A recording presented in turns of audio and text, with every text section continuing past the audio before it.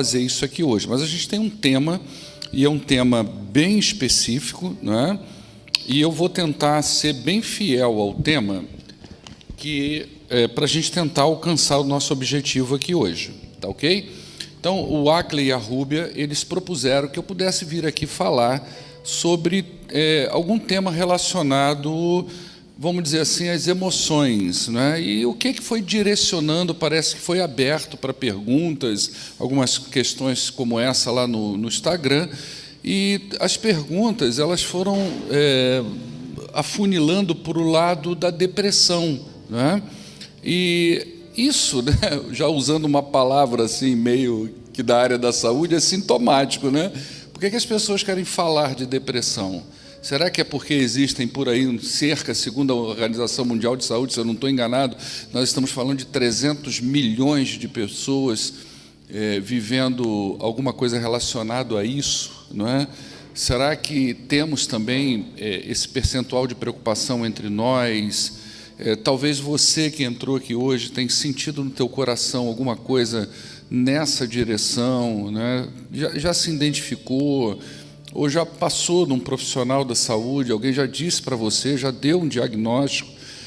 Então, o que a gente ouve muito hoje é que nós já estamos vivendo o que a gente chama de pandemia de doenças emocionais, né? A gente está aí em pleno mês que se fala sobre prevenção de suicídio, e a gente está falando aí, segundo os dados dos órgãos de saúde, de 800 mil casos ano no mundo, não é? Então, é coisa séria, é coisa que a gente tem que falar. Como é que a gente vai trabalhar aqui hoje, tá? Eu vou trazer para vocês alguns dados que são um pouquinho mais técnicos, mas não totalmente, tá? Eu sou pastor, formado em teologia, obviamente, mas também tenho formação na área da psicologia, e dentro da área da psicologia eu fui me formando e, como que eu vou dizer assim, me construindo dentro da área da psicologia na abordagem que mais tem eficácia no tratamento da depressão, que é a terapia cognitiva comportamental, né? Desde que eu vim para Pouso Alegre, eu não mexi mais com psicologia, eu não me atualizei mais, então fica até difícil eu trazer para vocês aqui coisas muito atualizadas e coisas extremamente técnicas, porque eu mesmo preciso me reaprofundar no tema, né? E eu tenho sentido esse desejo no coração. Eu falei até com a Marina, essa semana, eu falei, poxa, Marina, eu acho que eu vou me reconectar novamente, eu vou estudar mais um pouco, eu vou tentar me atualizar em alguns temas, até para a gente fazer simpósios, né? Um simpósio voltado para essas questões da emoção, dos transtornos do humor, enfim, coisas que a gente pode trabalhar e tentar ajudar os crentes, não é? Lá em Provérbios, capítulo 18, verso 14, só para você entender o peso que é a depressão na vida de uma pessoa, o sábio Salomão ele já fala alguma coisa sobre isso, né? O espírito do homem o sustenta na doença, mas o espírito deprimido, quem é que vai levantar essa pessoa? O espírito deprimido ele tem um peso muito grande na vida da pessoa. Quando a gente fala de qualquer tipo de transtorno mental, ou até mesmo o transtorno do humor, que é onde se classifica basicamente a depressão, segundo os principais manuais de diagnóstico, que é o CID-10, o DSM-4 ou 5, não sei já em que edição está isso, né? A gente classifica dentro desses transtornos, mental ou de humor. E quando a gente fala de transtorno mental, há uma dificuldade muito grande das pessoas aceitarem isso. Até porque envolve uma coisa que normalmente você não vê, você mais sente do que vê, e aí envolve também os conceitos da religião, os paradigmas da sociedade, e a gente vai tendo dificuldade de encaixar isso até numa classificação de uma doença. Mas quando a gente fala de depressão, nós estamos falando de uma doença. Então, a gente vai trabalhar hoje aqui com esses dados um pouquinho técnicos, que eu vou passar para vocês.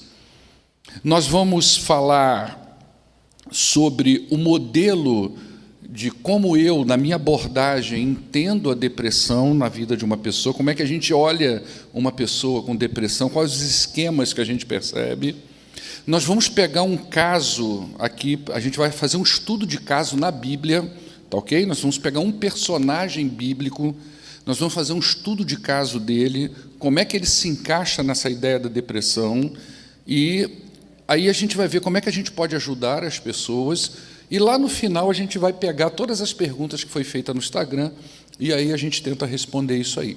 Bacana? E aí, se surgir mais alguma coisa também, a gente pode ver. Tá, Clay? Ok para vocês? Vocês parecem tão deprimidos essa noite, irmãos? Não, né? Será que é o tema? O tema já vai dando uma depressãozinha na gente? Mas a depressão, ela é classificada como uma doença, e a dificuldade das pessoas entenderem a depressão como uma doença é porque ela nem sempre ela somatiza, nem sempre o seu corpo apresenta um sintoma referente a esse problema que está na sua cabeça. Não é? Você quer ver uma coisa? Há uns anos atrás, antes de vir aqui para Pouso Alegre, eu encontrava com um jovem de aproximadamente uns 25 ou 26 anos de idade. Ele não era meu paciente. Nessa época eu trabalhava na APAI, trabalhava na prefeitura e tinha o meu consultório também. Mas ele não era o meu paciente. Eu atendia ele como pastor. A gente, quando é pastor numa cidade pequena, a gente tem que, às vezes, jogar nas 11, não é? Então, por mais que você faça aquela barreira e diga assim, eu nunca vou atender gente da igreja no consultório, mas, em alguns casos, você precisa atender como pastor, né? E esse caso era um. E eu me lembro da situação desse rapaz, ele me disse uma coisa assim que traduz um pouco do que é lidar com depressão, tá? Principalmente quem nunca teve. Uma vez ele teve um episódio de irritabilidade, a gente chama isso um pouco de frangofilia, de quebrar tudo, querer derrubar a casa. Eu fui na casa dele, ele estava tentando arrancar a parede inteira da casa. Já tinha jogado tudo para o quintal, os vasos de planta, o liquidificador. O problema é que isso custa caro, esses ataques custam caro, né? E ele já tinha jogado um monte de coisa para fora, ele já tinha quebrado tudo. Quando tal, ele saiu com um facão pelo meio da rua e eu tentando intermediar. Você imagina a minha vida de pastor, como é que fica, né? Aquele sujeito com um rapaz de 25 anos de idade, com aquela faca, ele tinha tentado quebrar. Ele estava numa agressividade. Quando ele ameaçou um camarada que estava passando na rua, a polícia jogou ele no chão e tal, e eu fiz a intervenção ali na hora, né? E eu falei, não, olha, aí eu tive que falar, olha, é meu paciente. Todo mundo já me conhecia, era meu paciente e tal. Aí o cara virou para mim e falou assim, pastor, o senhor quer ir junto? Aí me botou dentro do carro da polícia, fomos todo mundo para o hospital. Eu fui parar lá com ele. E quando chegou lá no hospital, que o médico foi tratar dele, dos ferimentos que ele tinha, ele se tornou agressivo com o médico, ele queria quebrar também o hospital, e eu ali junto. Quando eu consegui algum diálogo com ele, ele virou para mim e disse assim, olha, eu não entendo isso que eu tenho. Porque olha para mim, ele falou assim, olha para mim, eu não tenho nada no meu corpo. Se eu tivesse um braço amputado, eu saberia, eu não tenho um braço. Se eu tivesse um diagnóstico, uma tomografia dizendo para mim, eu estou com câncer, eu entendi, eu estou com câncer, mas eu não tenho nada. Eu faço ressonância na cabeça, eu faço tomografia e não dá nada. Logo, que troço é esse? Não é? E essa é a dificuldade, às vezes, que as pessoas têm de entender a depressão como uma doença. E ela é. E ela atinge a vida das pessoas, independente do grau dela, porque quando a gente fala em depressão, não existe uma depressão, existe uma vasta gama de entendimento do que é depressão. Existem estágios que são leves, outros são moderados, outros são graves. Existe depressão que é unipolar, depressão que é bipolar. Inclusive, esse rapaz foi diagnosticado depois no psiquiatra como transtorno bipolar. Ele ficou feliz que ele tinha um diagnóstico. Tem gente que fica feliz, né? Agora eu tenho, olha só, você vê como é que é a coisa. Agora eu sei o que eu tenho. O que eu tenho? Eu tenho transtorno bipolar. Não é? Tem hora que eu estou num polo, não é? Esse polo maníaco, esse polo explosivo, e tem hora que eu estou no estado depressivo, né? Onde eu estou letárgico, onde eu estou catatônico, eu não levanto, porque um camarada com depressão, ele não sai quebrando tudo, ele não tem nem energia para isso, ele precisa estar numa outra ponta, num outro polo, num outro estado, para ele se comportar de uma maneira como essa. Então, existem depressões, por exemplo, que não têm uma causa específica. Ela é simplesmente a ausência ou os distúrbios hormonais de uma pessoa. Por exemplo, pessoas que às vezes têm disfunção, um hipotiroidismo. Se você tem uma glândulazinha aqui, ó, debaixo aqui da sua garganta, que parece uma borboletinha pequenininha, chamada tireoide. Ela tem uma função incrível de equilíbrio hormonal na sua vida. Quando isso dá problema, a pessoa ela pode viver vários problemas do ponto de vista da emoção.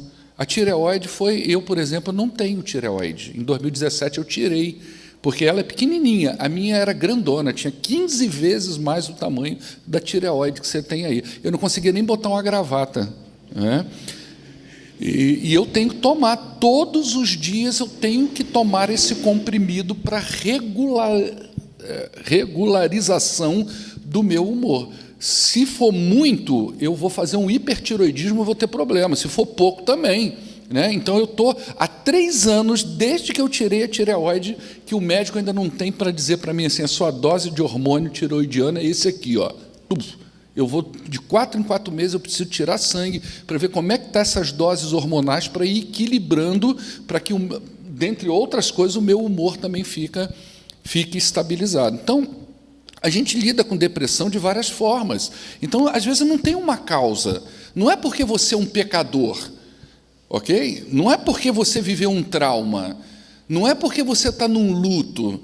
É simplesmente que você tem uma disfunção nos hormônios.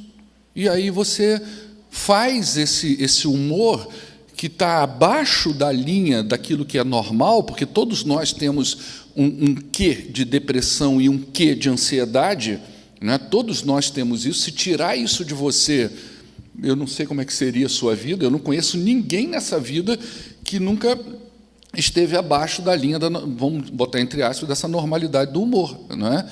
Então, a gente não tem uma causa assim que, às vezes, aparente, você vai culpabilizar a pessoa, puxa vida, você é um pecador porque você está se sentindo triste, depressivo, você não pode ter isso não é coisa de Deus. Não, às vezes não é isso, às vezes é um problema que a pessoa... Você já viu aquele desenho animado que tinha antigamente, que, ó céus, ó terra, lembra desse personagem? Como é que era o nome dele mesmo, hein? Não tinha um cara que era... Aquilo dali é um estado de humor depressivo, crônico, que a gente chama, às vezes, quando ele não é muito agressivo, de distimia. Ou seja, ele sempre é assim, pode até converter a Cristo, que ele vai ficar daquele jeito. Ele vai ser aquele cara na igreja que sempre vai estar cansado, desanimado, ele não vai nunca jogar a bola para frente. Quando você fala, vamos fazer, ele, isso vai dar errado, não vai dar certo. Não quer dizer que ele não é salvo, quer dizer que ele tem um problema, talvez, hormonal, ou uma coisa endógena, enfim, né? Então, assim, quando a gente fala de depressão, a gente está falando uma coisa que já é classificada, já está no manual dos transtornos. Você pega lá o DSM-4, que é o Manual Americano dos Transtornos Mentais, o CID-10, que é onde também se vê todos esses transtornos, está lá a depressão já classificada em todas as suas ramificações, episódios depressivos, eventos depressivos, tudo já está classificado. Então, nós não estamos falando de uma coisa que a pessoa simplesmente está com dificuldade de lidar, então, porque eu sei me virar com algumas coisas tristes na minha vida, o outro tem que fazer também, e não é assim, não é? Como é que a gente identifica isso na vida de uma pessoa? Quais são os sintomas que a gente identifica já que pode estar acontecendo? Veja bem, nós estamos falando de sintomas, não de diagnóstico, tá certo?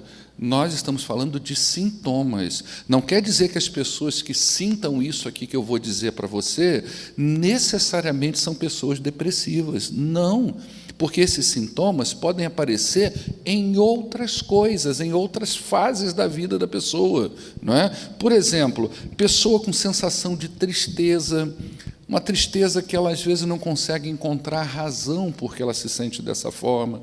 Não é um episódio só, um dia que ela ficou triste, mas ela percebe que isso é recorrente na vida dela. Ela era uma pessoa bacana, ela era uma pessoa que tinha uma vida, vamos pensar assim, normal, não é? E, de repente, ela está passando por um momento na vida dela que ela percebe que o humor dela mudou completamente. Ela tem uma tristeza assim, que não tem uma causa aparente, não é? Uma autodesvalorização. O sujeito, normalmente, ele começa a se ver como uma pessoa inadequada, inapta, defeituosa, não é? Isso acontece muito na adolescência. Todo adolescente, não vamos tirar a palavra todo, que é muito radical, né? Mas uma grande parte dos adolescentes vivem fases da vida dele que eles se sentem assim, não é? Eles olham para si mesmos. Nós temos um problema sério com sociedade. A gente vê quais são os modelos. O que é um modelo de cabelo? O que é um modelo de corpo? Né? O que é um padrão social? Aí o adolescente, ele olha para ele não encontra isso nele, ele começa a se autodesvalorizar, ele começa a ficar triste, ele acha que ele não vai ser aceito no meio que ele está, não é? Sentimento de culpa também, a pessoa começa a se sentir culpada por alguma coisa, não é? Ou por várias coisas. Perda do prazer e da alegria, não se sente mais aquela vontade de viver. A gente diz que o depressivo, ele é meio daltônico. Eu sou daltônico. Eu não sou daltônico severo, não é? Mas eu não vejo cor como você vê, não é? Eu tenho certeza que quando você olha para um painel desse aqui, ou para um negócio desse aqui, o vestido da Paloma, é a Paloma que está ali, né? O vestido da... Oi? Porque de máscara eu tenho medo de errar, entendeu? Esse dia sentou uma pessoa aqui, eu apostava literalmente que era a irmã Hilda. E eu falei com ela como se fosse a irmã Hilda. Depois eu descobri que não era. Era uma visitante. Então eu estou perguntando, né? Você vai olhar, você vai identificar. Eu não identifico dessa forma como você identifica.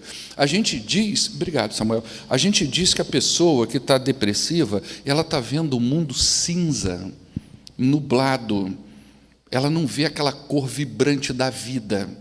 Hoje, por exemplo, eu amanheci, eu cheguei na janela, na sacada lá de onde eu moro, o céu estava lindo, estava vibrante, o dia estava convidativo para viver, para se sentir alegre, o clima estava agradável.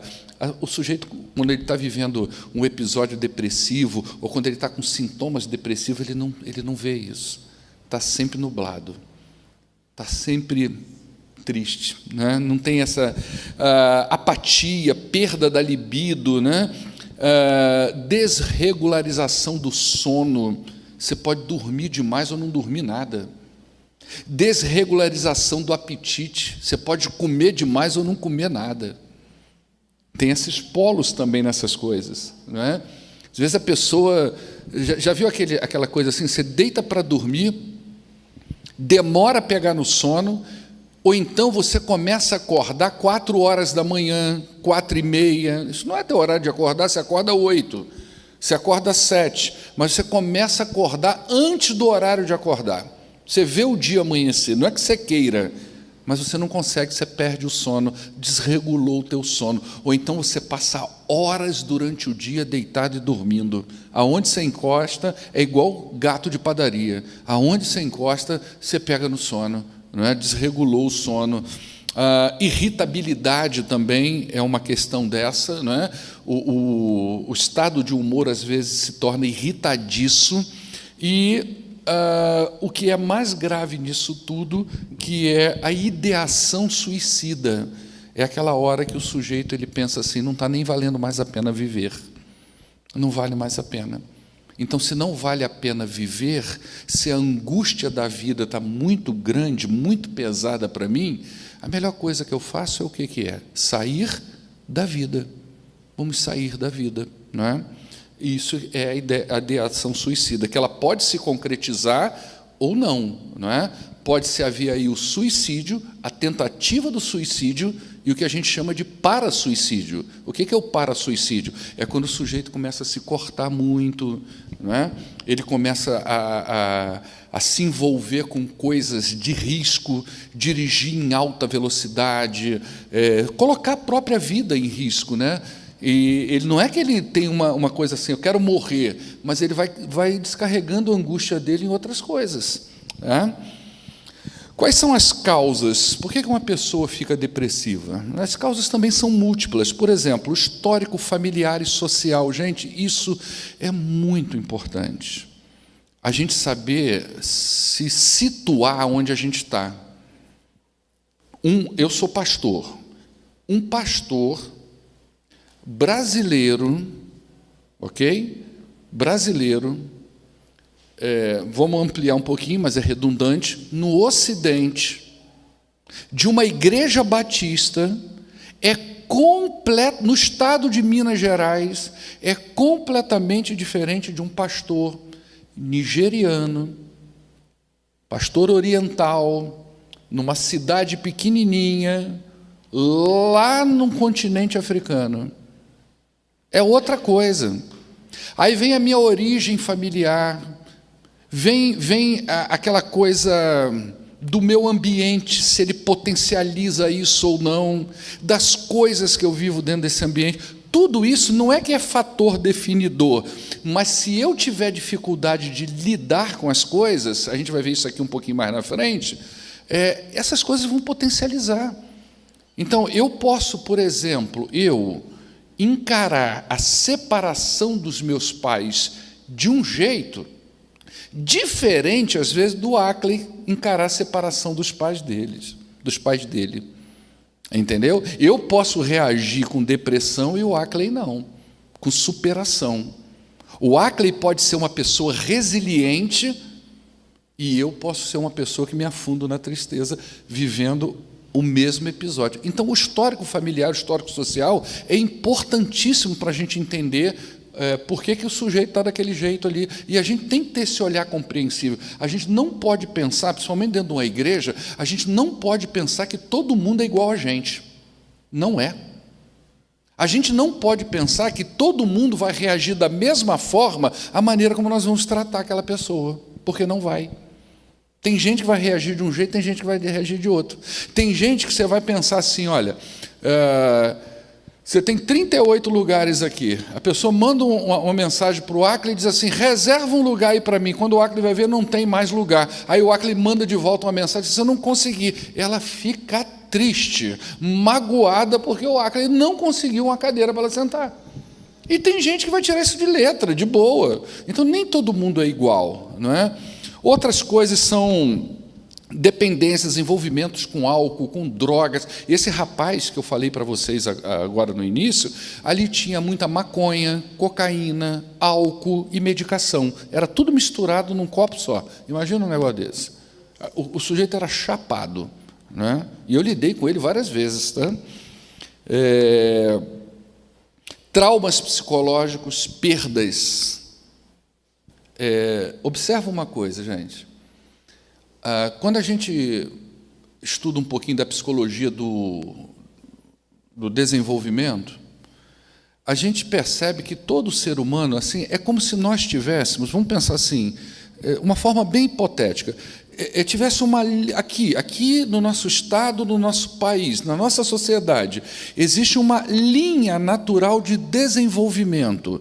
Você nasceu, você cresce, você vai para uma escola, não é isso? Você vai para uma faculdade, uns vão casar, vai ter filho, envelhecer e morrer. Vamos pensar assim, essa seria uma linha natural do desenvolvimento nosso aqui, na sociedade brasileira, em Minas Gerais.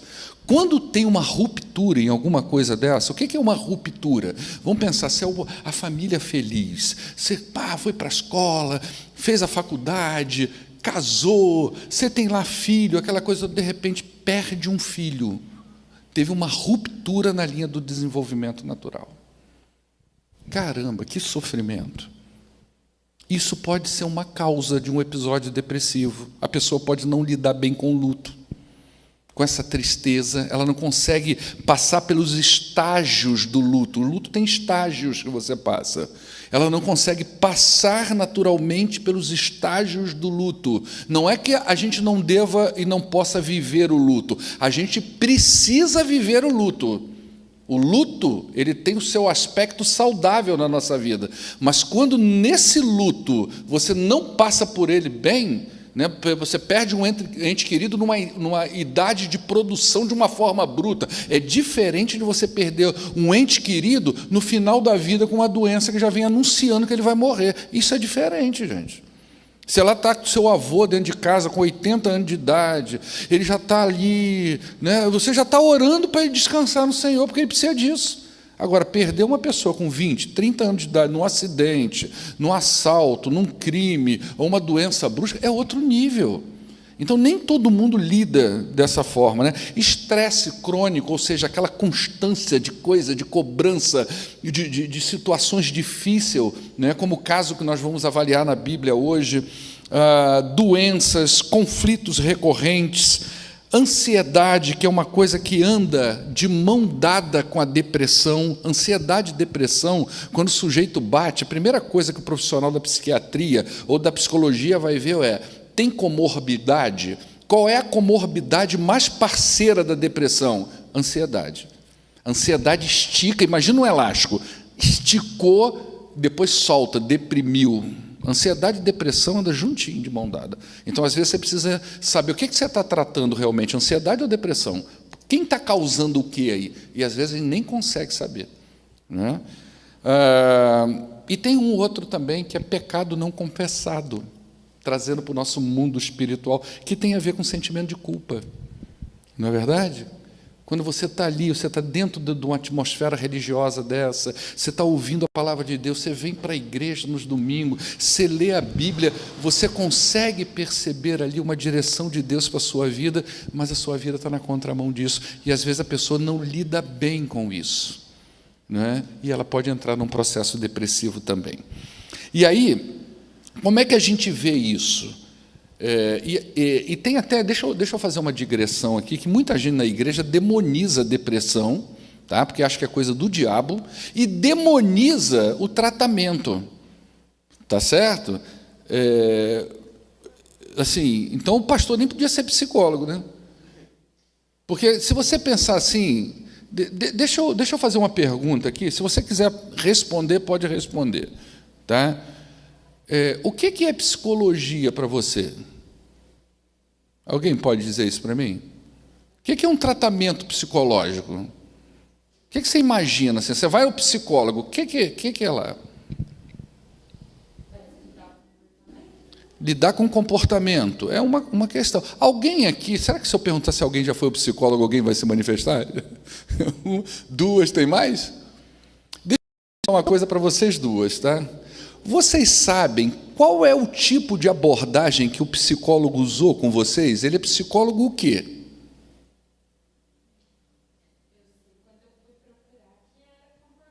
Você foi procurar especificamente. Você sabe o seu, não? Comportamental também. No geral, as pessoas nem sabem, não é? Aí ela senta lá, às vezes, no divã de um psicanalista que vai linkar ela com a ideia de Freud, aquela coisa toda, ela acha que aquilo é psicologia. E psicanálise não é psicologia.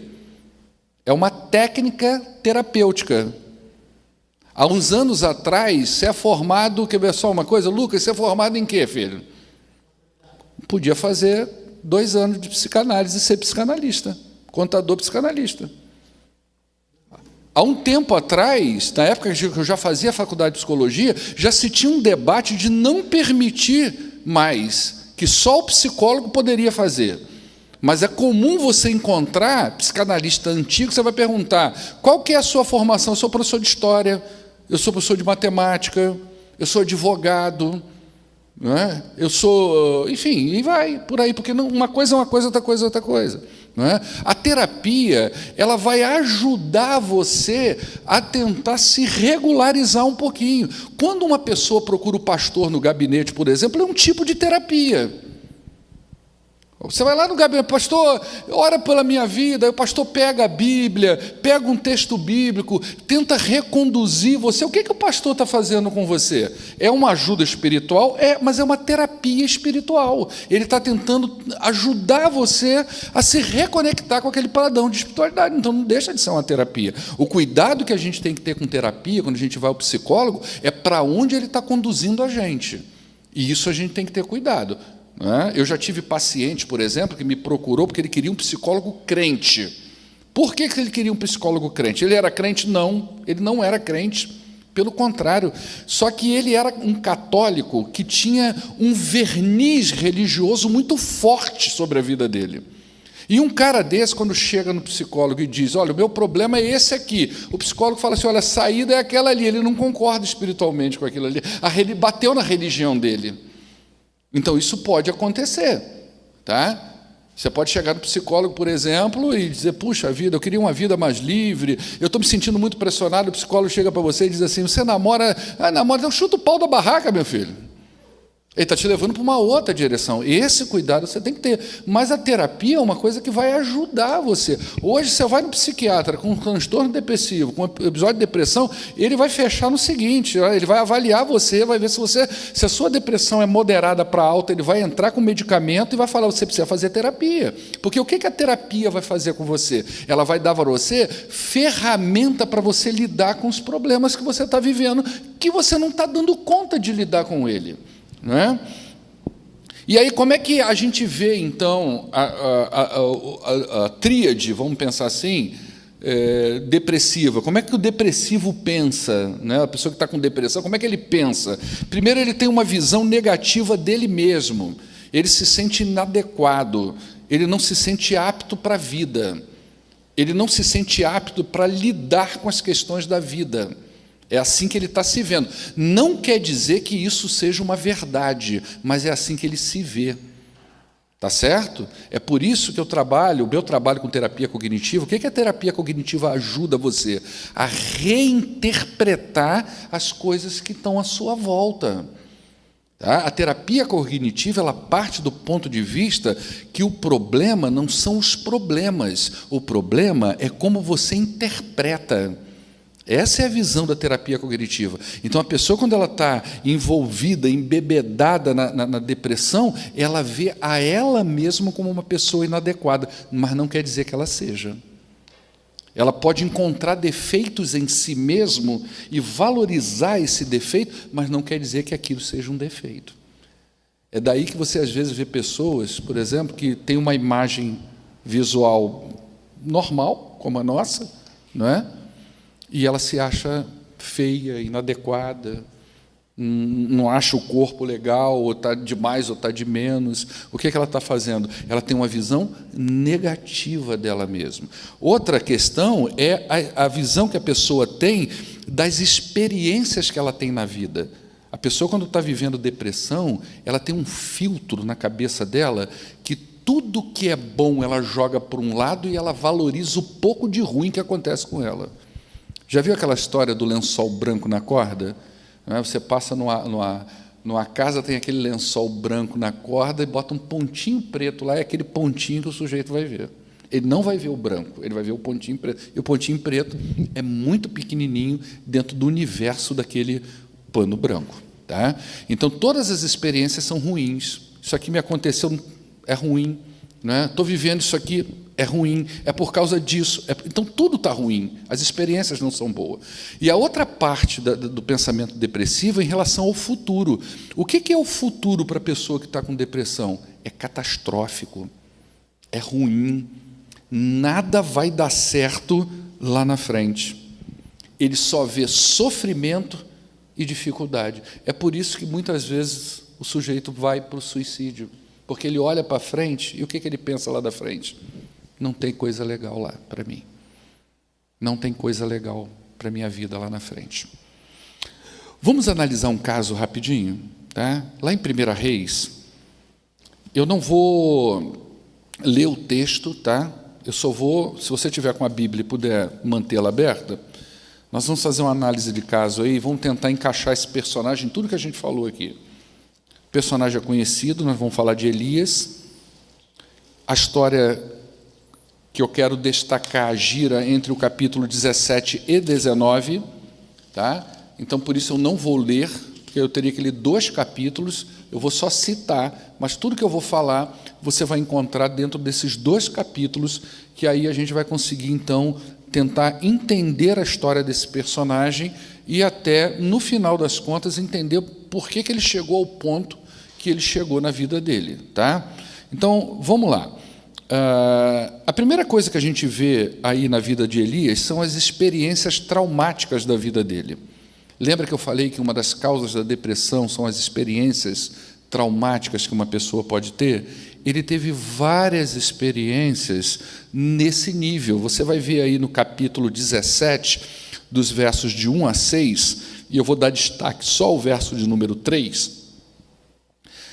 Saia daqui e vá para o leste e esconda-se perante o riacho de Querite, a leste do Jordão. Você beberá do riacho e dei ordem aos corvos para alimentar você lá. O que é isso? É Deus providenciando para Elias uma fuga. Fuga de quem? Já tem um homem no encalço dele. O rei Acabe já está oprimindo a vida de Elias, já está pressionando a vida dele. Então ele já começa a ter experiências que não são muito agradáveis. Ele tem que estar fugindo, ele tem que estar vivendo pelos esconderijos, porque uma pessoa está ameaçando ele, a vida dele. Você vai ver no capítulo 17, dos versos 7 até o verso 24, uma outra experiência que não é muito agradável. Ele encontra uma viúva e ele está com fome, e ele tem que convencer essa mulher a dar comida para ele. Então ele faz promessa para a mulher, ele diz para a mulher que não vai faltar nada, ele tem que fazer uma oração a Deus para Deus abençoar a vida da mulher, para a mulher poder dar uma comida a ele. Nessa mesma cena, junto com essa mulher, ele vive outra experiência traumática. O filho da mulher morre, e a mulher faz o quê? Põe a culpa nele. Já pensou alguém dizendo para você que você é o culpado por uma coisa que deu errada na vida da outra pessoa? Você é o culpado porque não deu certo, você é o culpado porque as coisas estão indo ruim, você é o culpado porque isso ou aquilo aconteceu. Está aqui Elias vivendo isso, né? Então, numa mesma mulher, ele tem que convencer a mulher de dar comida para ele, depois ele tem que convencer a mulher que não foi ele que a causa, a culpa, não foi. E aí ele tem que viver toda aquela experiência, Deus vai responder, não vai. Não é? Porque você, quando lê a Bíblia, a gente, quando lê a Bíblia, assim, está tudo prontinho, né? Mas vai lá na pele do cara, será que Deus vai responder isso mesmo? Será que Deus vai dar comida mesmo? Né? Depois, aí no capítulo 18, dos versos de 1 a 15, você vai ver outra tensão. Ele encontra com um homem chamado Obadias, e esse homem começa a dar uma série de informações a ele pesadas, né? Coisa tensa. Eu até destaquei aqui o verso de número 15, deixa eu ver por que eu destaquei ele aqui. E disse Elias: juro pelo nome do Senhor dos Exércitos, a quem sirvo, que hoje eu vou me apresentar a Acabe. O que está acontecendo aqui? Obadias encontra ele e fala todo o terror que o rei Acabe está botando sobre a vida dele. Tipo assim, você está sendo procurado, o rei está atrás de você, o rei está querendo. A ideia aqui que Obadia passa para Elias é que, na cabeça de Acabe, Elias era o responsável por toda a desgraça que Israel estava vivendo naquele momento. Israel não chovia há muito tempo, era uma época de seca, mas essas coisas não aconteciam, essa escassez de alimento. O problema não era Elias, o problema era a idolatria que Acabe e a sua esposa implantaram no reino de Israel. A Jezabel, que era a esposa de Acabe, foi uma das rainhas mais demoníacas do Antigo Testamento. E ela ensinou o povo de Israel a ser idólatra, ela conduziu o povo de Israel à idolatria, né? A tirar o foco do amor a Deus, a tirar o foco da adoração ao Senhor e pôr em outras coisas. Então, Acabe diz assim: não, cara, olha, vai lá, Obadias, se você encontrar Elias pelo caminho, você diz para ele que eu estou querendo conversar com ele. Você imagina o que é esse encontro? A situação emocional, você já teve essa experiência de encontrar com uma pessoa que você sabe que vai ser tensa aquela conversa? Está tendo um arranhão, está tendo uma briga. Aí, Marcon, você vai ter que estar um tete a tete com essa pessoa que quer o seu mal, que quer dizer umas verdades para você. Não é tenso isso? Quer dizer umas verdades para você. Isso é muito chato, né? Elias viveu isso aí. Depois, aí no capítulo 18, no verso 17, você vai ver as acusações que tem contra ele. São acusações pesadas. Depois dos versos 16 ao verso 40, é aquele momento que Elias vai lutar contra aqueles 400 profetas de Baal, que Deus faz descer fogo do céu, não tem isso?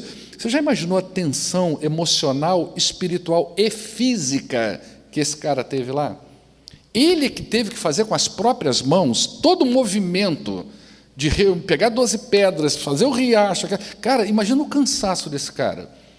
A expectativa emocional ali, será que esse troço realmente vai dar certo? A tensão espiritual, tudo envolvendo a vida de um homem só. Nós estamos falando de um homem, gente. A Bíblia não fala de super-herói, você não é super-herói, eu não sou super-herói.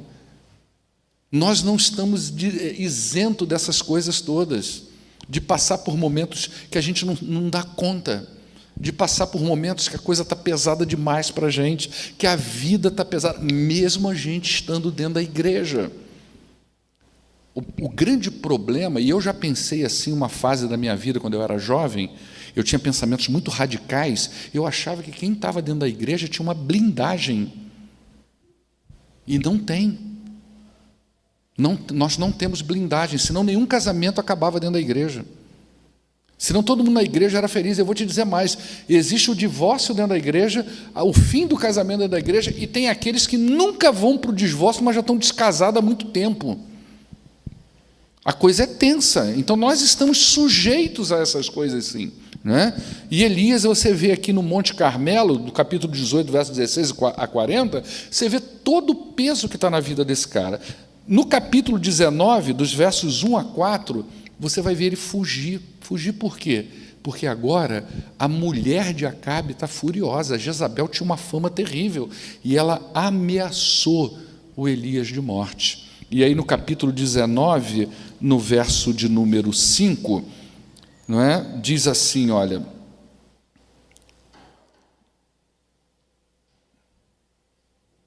Vou pegar no verso 3. Elias teve medo e fugiu para salvar a vida. Em Berseba de Judá, ele deixou seu servo, e ele entrou pelo deserto caminhando um dia, chegou a um pé de giesta, sentou-se debaixo dele e orou pedindo a morte. Já tive o bastante, Senhor, tira a minha vida, eu não sou melhor do que os meus antepassados. Depois se deitou debaixo da árvore e dormiu. O que ele está vivendo aí, gente? Estado de esgotamento. Acabou. Você viu que ele veio com uma série de coisas levando ele para um transtorno depressivo?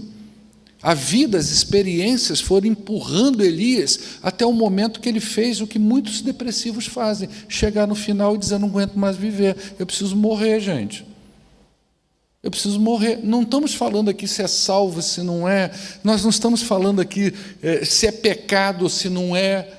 Ok? Nós estamos falando de uma situação real na vida de uma pessoa, de um homem que é usado por Deus, de um homem crente, de um homem que com certeza nós vamos...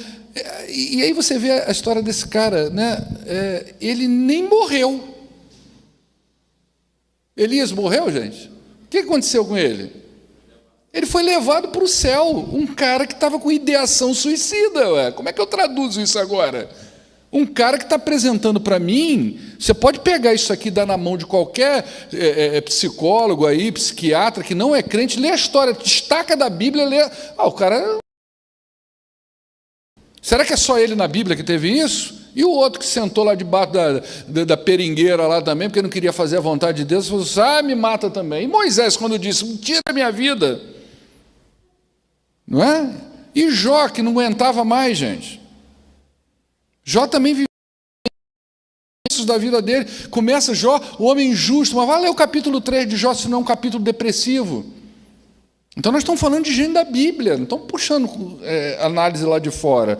Né? O cara chegou ao esgotamento. E aí a gente consegue ver esses 3 pontos na vida de Elias. Uma visão negativa de si mesmo, ele não entende que ele não é capaz de lidar com o problema da Jezabel. com o problema que envolve a Jezabel e o Acabe. Eu não sei, eu não consigo lidar com isso, por isso que eu fujo. Eu não dou conta de viver essa guerra com Jezabel. Então ele se vê menor, mesmo tendo derrotado 400. E olha que na derrota dos 400 profetas, ele ainda teve que gerenciar a morte dos caras. Ele ainda teve que gerenciar. Cara, a vida desse cara não foi uma vida simples.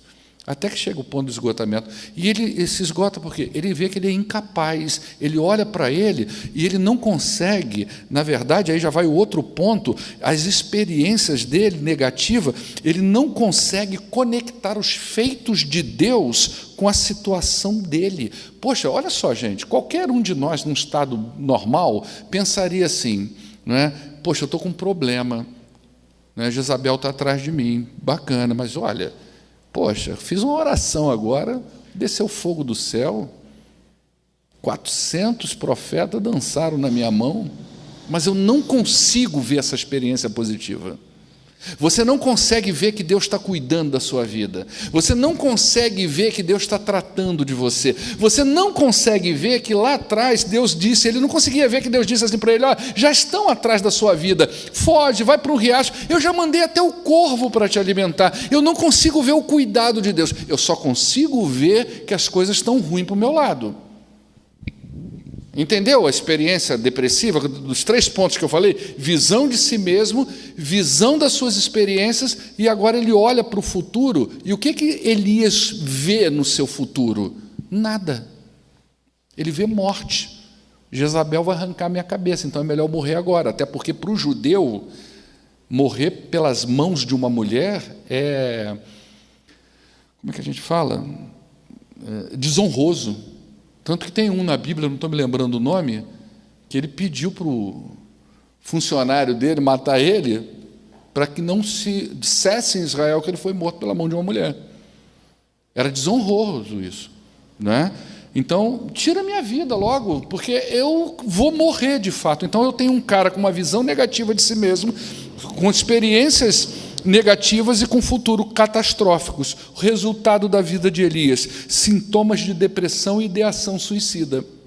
É isso que a gente encontra na vida de Elias. E a gente consegue ver isso em outros personagens, como eu disse, Jonas, Davi foi um cara que... Cara, bota para a gente aí, Raquel, Salmo 32, verso de número 3.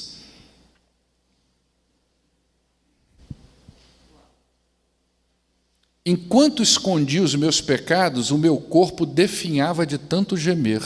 Alguém perguntou se depressão tinha causa no pecado não confessado, lá na nossa listinha. Está aí, ó, a resposta para você. Ó. Eu não sei quem foi que fez isso, que fez a pergunta, né? Mas olha aí a resposta.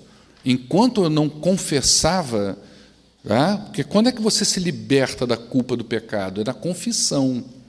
Enquanto você esconde, aquilo fica te aterrorizando. Não é o pecado em si que pode te levar à depressão, mas é a culpa, é a consciência pesada. Pecado, ele precisa ser confessado. Toda vez que a gente empurra um pecado para debaixo do tapete, nós estamos correndo o risco de nos afundarmos na tristeza, como Davi se afundou aí durante muito tempo da sua vida. Tá? Então a gente tem Davi, a gente tem Jeremias. Gente, alguém aqui já leu Lamentações de Jeremias? Olha o nome do livro. Lamentações de Jeremias.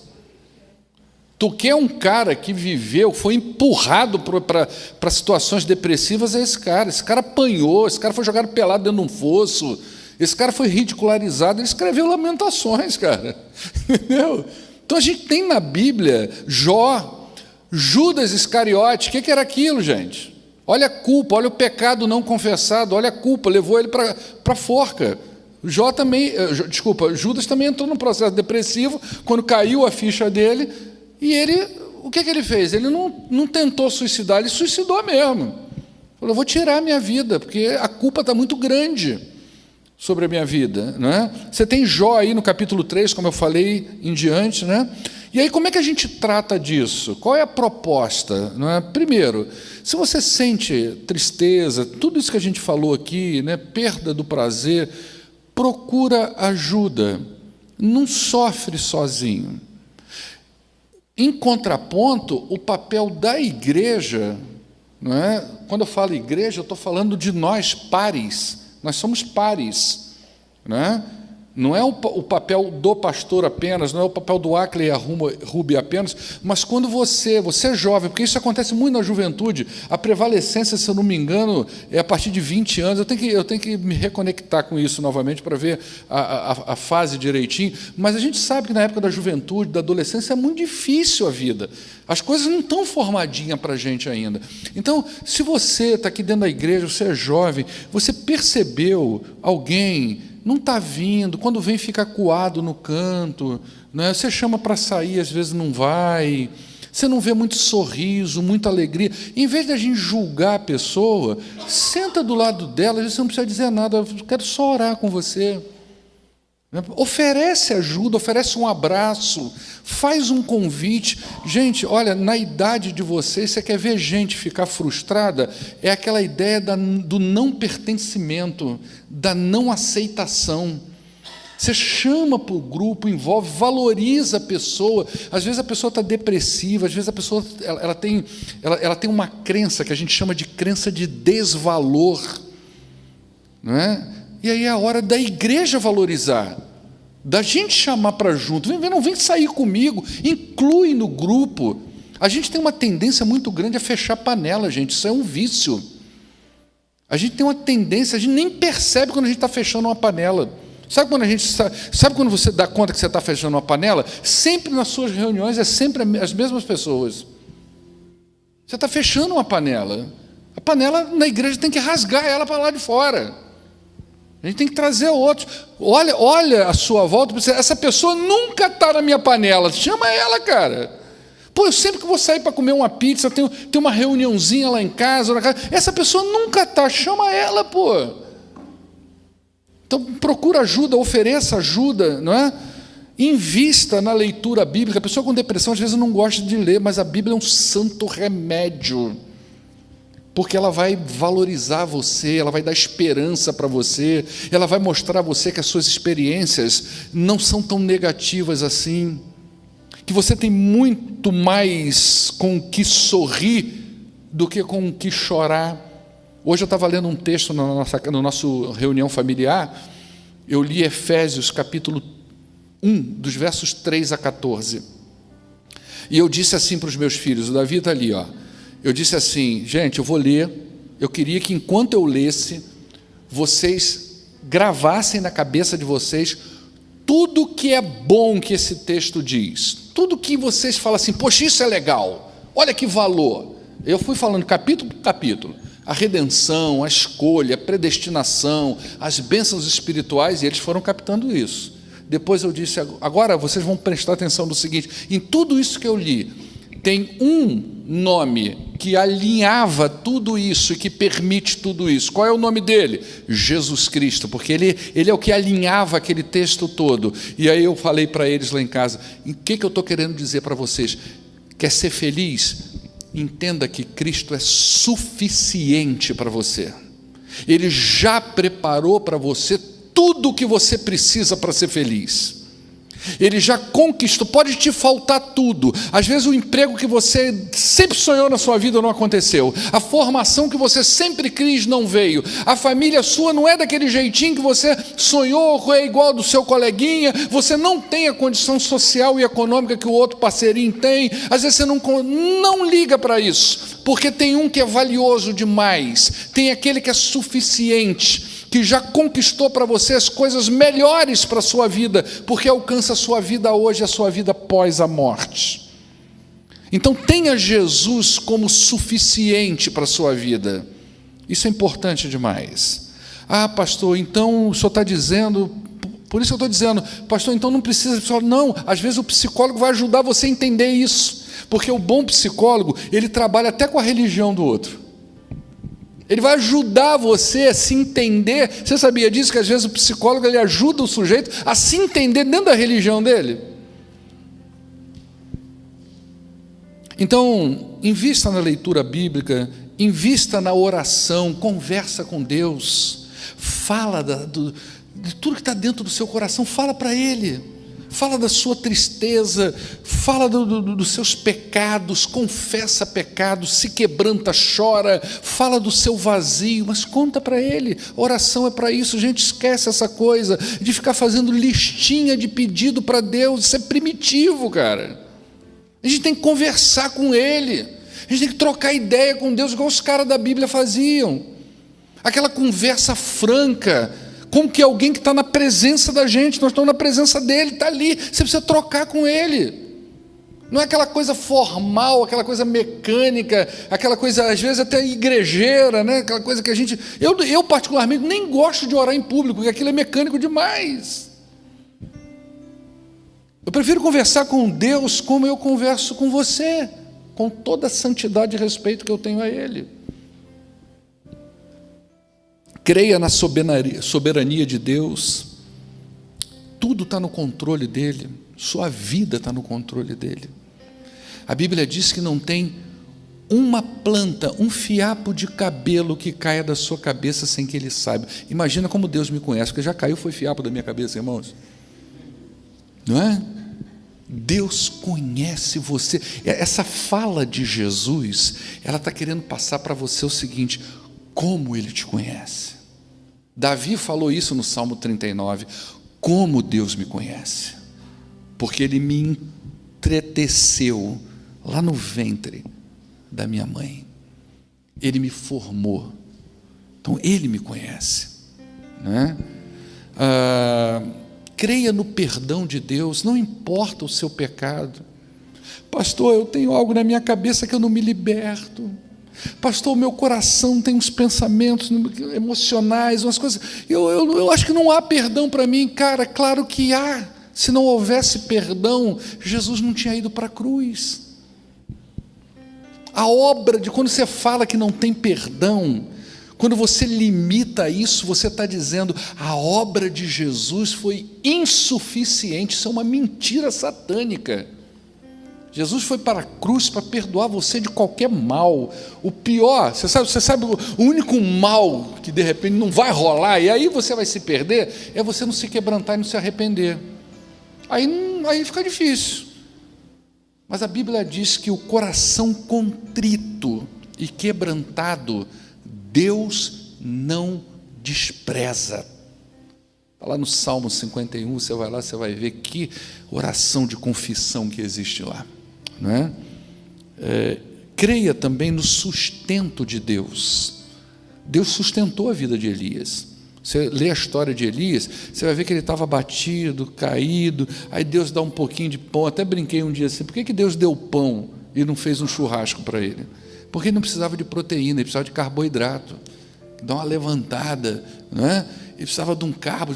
Elias ficou carbonado, andou 40 dias com aquele pão que Deus deu a ele, porque Deus sustenta a vida da gente, e Ele vai sustentar a sua vida. E aí, para a gente concluir, e aí eu vou falar de forma rápida, tá? As perguntas foram assim: um cristão verdadeiramente pode ter depressão? Pode. Claro que pode. E vou te dizer uma coisa: se você é um crente e acha que está vivendo sintomas depressivos e começa a tentar se convencer de que você é crente e você não pode ter, aí é que você vai ficar com depressão mesmo. Porque você tá lidando com uma questão que você está demonizando, espiritualizando uma coisa, não é? E todos nós estamos sujeitos à depressão. Outra pergunta: a depressão em um crente verdadeiro pode ser opressão ou pecado não confesso? Pode. Você quer ver uma depressão, um sintoma, tá, gente? Sintoma depressivo por opressão espiritual? Jesus Cristo no Getsêmani chorava gotas de suor, de gota de sangue, gemendo no seu interior. Você já eu lá, a minha alma está profundamente angustiada. O que é isso? Eu me lembro uma vez, eu nunca tive depressão de fato, mas uma vez eu estava para ir, eu morava do lado da igreja. Quando deu 6 horas, a gente estava evangelizando uma pessoa, era um estado de evangelização grave, já estava envolvendo quebrar imagens, já tinha quebrado imagens, era uma coisa tensa. Um dia, véspera do culto, horas antes do culto, 6 horas da tarde, eu fui para o meu quarto. Não foi nem o meu quarto, eu fui para o quarto das crianças, não sei se era do Davi ou da Paula. Era 6 horas, eu deitei na cama, o culto era 7h30, eu deitei na cama e eu não conseguia levantar. Eu fui tomado por uma tristeza profunda, um peso tão grande. E foi chegando a hora do culto, eu falei para a Marina: Marina, liga para o nosso vice-presidente, diz para ele que eu não tenho condições de pregar, não tenho condições de ir à igreja. Eu estou sentindo uma opressão, um peso em cima da minha vida, eu sinto uma tristeza, uma angústia interna, que eu não consigo levantar dessa cama. Quando deu 7 horas, 7h05, eu virei para minha esposa e falei assim: eu vou me arrastando, porque se o Satanás me prender nessa cama hoje, ele vai fazer isso outras vezes, e eu não vou deixar. E eu fui me arrastando para a igreja, todo mole. Quando eu subi no púlpito, que eu olhei, estava lá aquela moça, aquela mulher que nós estávamos evangelizando, com a filha, que estava negando e brigando com a família, de que nunca ia para a igreja. Nós entendemos o que estava acontecendo ali naquele momento. Então, pode ser opressão? Pode, mas não quer dizer que é o tempo todo isso, tá? Porque senão você começa a botar a responsabilidade fora de você, né? Outra pergunta que aconteceu aqui: como entender, como aconselhar com empatia, biblicamente, alguém com depressão? Acho que eu respondi aqui atrás, né, as maneiras de aceitação, né, a questão da empatia, aquilo que eu falei, tenta se familiarizar. Se você vê a pessoa muito no canto, chega junto, né? Se você tem um espírito alegre, se você é uma pessoa vibrante, dá uma olhada à sua volta, tenta identificar, né, e aproxima-se dessa pessoa. Como entender a depressão dentro de uma cosmovisão cristã? Eu não sei o que a pessoa que perguntou, qual que é o próprio entendimento dela de cosmovisão cristã, mas dentro da cosmovisão bíblica, como a gente viu na vida de Elias, é completamente possível que uma pessoa passe, até porque eu vou tratar a depressão como, se a gente for espiritualizar tudo, uma vez eu falei isso até lá em casa, se a gente for espiritualizar tudo, gente, até uma gripe é resultado de pecado, Não é? Nós não fomos criados para ir para essas coisas. Deus criou a gente perfeito, para viver com perfeição. Então, as doenças que tem hoje, muitas delas são adquiridas a partir da nossa má alimentação, do nosso estilo de vida sedentário, das coisas que nós mesmos fomos construindo. Então, isso é oriundo de quê? De pecado. Não é? Então, eu entendo a depressão como qualquer outra doença, né? E na Bíblia consigo encontrar pessoas com depressão. Como lidar com a infabilidade da Bíblia e de Deus e ser algo também que precisa de tratamento? Veja bem, eu não sei o que a pessoa está querendo realmente dizer aqui, mas, gente, ser crente não é uma mágica, não. As pessoas acham que veio aqui, converteu e pronto, e agora a infabilidade de Deus está na sua salvação, agora você é pecador. Não é? As pessoas, às vezes, não estão com depressão, mas ela está com outros problemas de pecado tão grave quanto, mas ela não julga o pecado dela, ela julga a depressão do outro, né? Mas ela está lá numa vida de pecado igualzinho, né? Tem gente que você vai olhar que, não, a música mundana é pecado, outra tatuagem é pecado, então assim, nós estamos num processo, por isso que a gente precisa de discipulado. O que é o discipulado bíblico? Eu nasci na fé, eu sou um bebezinho, eu não sei como que é ser crente. Eu preciso que a Bíblia e alguém instrumentalizado na Bíblia vá me ajudando a entender a perspectiva bíblica, o modelo bíblico para a minha vida. Então não é que Deus é infalível, nós é que somos falhos. E mesmo Deus trabalhando a vida da gente, nós somos pecadores, como o rei Davi, um homem segundo o coração de Deus, fazer o que ele fez, né? E por último, como lidar com a depressão sendo um problema do coração, pecado, e ainda assim precisar de tratamento? Então, é aquilo que eu falei anteriormente. Dentro de uma perspectiva bíblica, a gente entende o pecado, tá? Agora, o tratamento, o que é o tratamento? É uma recondução ao estado da pessoa. Eu já tive casos, por exemplo, de uma pessoa chegar com tratamento de ansiedade para mim, e a pessoa estava tão ansiosa que não tinha como conversar. Eu tive que pedir a ela: você precisa ir no psiquiatra, e o psiquiatra precisa passar um ansiolítico para você. para que você entre num estado, pelo menos, de conversa comigo. Porque do jeito que você está, você não tem diálogo. Você está em pico de ansiedade, né? Então tem hora que o tratamento vai ajudar a pessoa a se reorganizar, a prestar atenção no mundo da sua volta, a ouvir alguém. Às vezes a terapia vai conduzir a pessoa para o pastor, ou para a igreja, para que a igreja trate, ou para a própria Bíblia, não é?